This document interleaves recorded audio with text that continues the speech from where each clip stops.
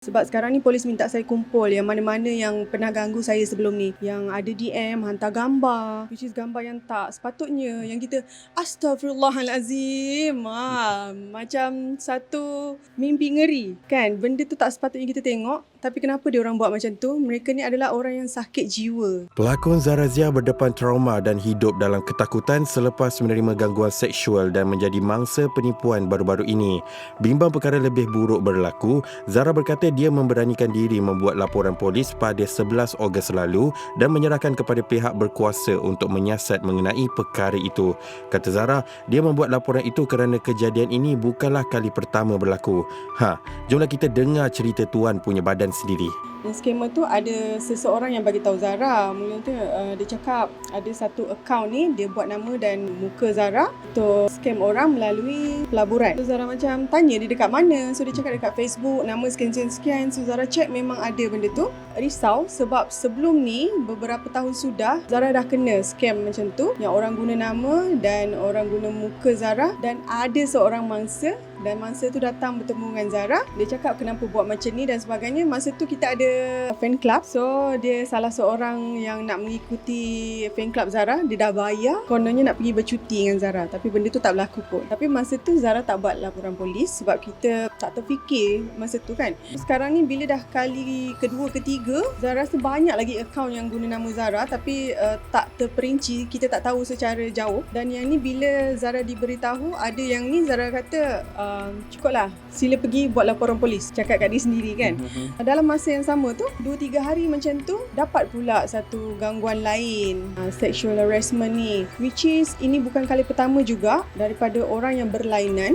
Biasalah selebriti, wanita, rasanya orang lain pun terkena juga macam Zara. Cuma bagi Zara ini agak keterlaluan. So Zara perlu ambil langkah berjaga-jaga. Dan lelaki ni ganggu Zara dalam 2-3 bulan sudah. Bila Zara tengok balik trace record dia punya call tu, rupanya dah 2-3 bulan yang Zara tak perasan. Kadang-kadang phone kita tak tengok, call banyak kali masuk kan. So miss call tu dah banyak kali dah. Cuma hari tu Zara angkat, tapi nasib baik Zara tak cakap hello dulu. Zara diam dulu. Dia lah teruskan bercakap, berbual seolah-olah dia berbual dengan Zara. Bagi Zara benda ni rasanya pelik. Cepat-cepat Zara record guna phone lain perbualan dia dan Zara kena buat report polis. Kata-kata yang tak sepatutnya kita dengar lah, ataupun tak sepatutnya seorang lelaki bercakap pada seorang wanita lah. Mengeluarkan kata-kata lucah sebegitu ke macam mana? Betul. Kata-kata yang tak sedap didengar. Dan dia cakap pasal dia nak jumpa Zara dan dia kata tunggu jumpa. So Zara rasa tak mustahil untuk dia berbuat demikian. Trauma tak apabila menerima perkara sebegitu dalam hidup Zara? Takut jugalah. Trauma. Sebab kerja saya sebagai seorang selebriti perlu berdepan dengan ramai orang yang kadang-kadang kita takut terlepas pandang, takut orang apa-apakan kita kan. Sebab kita perempuan macam-macam boleh jadi. Dan bila adanya kes yang sebegini, Zara rasa siapa-siapa pun lah, bukan untuk Zara saja, perlu ambil langkah berjaga-jaga. Perlu terus buat report polis. At least polis dah tahu. Sebab sekarang ni polis minta saya kumpul yang mana-mana yang pernah ganggu saya sebelum ni. Yang ada DM, hantar gambar, which is gambar yang tak sepatutnya. Yang kita Astaghfirullahalazim.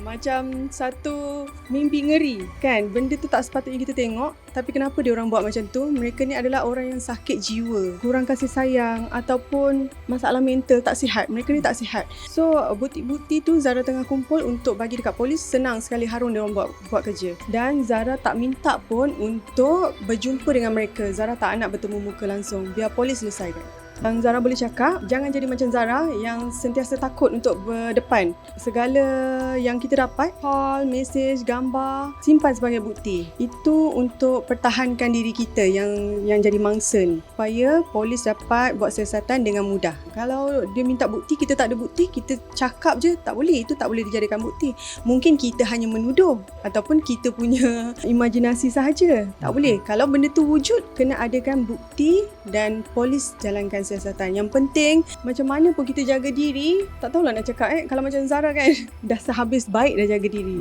Tapi kena beringat jugalah dengan siapa yang kita kenal ataupun tak kenal. Macam orang bagi pesanan dekat Zara kan, jaga penampilan, jaga pergaulan. Kita dah habis jaga sebagai selebriti. Tapi yang Zara boleh ingatkan ialah sebagai wanita perlu ada teman. Jangan seorang diri sekarang ni, bahaya.